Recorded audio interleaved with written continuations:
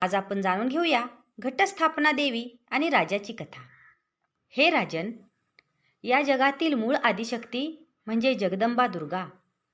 ब्रह्मा, विष्णू, महेश यांनाही शक्ती तिच्यापासूनच मिळते. तू नवरात्रात तिची उपासना कर. राजाने उपवास, जप व हवन सुरू केले. त्याने घटस्थापना केली. तो घट त्याने देवीचे प्रतीक मानून 9 दिवस तिची भक्तीने पूजा करू लागला. 9व्या दिवशी देवी प्रसन्न झाली. प्रसन्न होऊन प्रकट झाली आणि म्हणाली, हे राजन, मी तुझ्या भक्तीवर प्रसन्न आहे. आता मी तुझे संकट दूर करेन.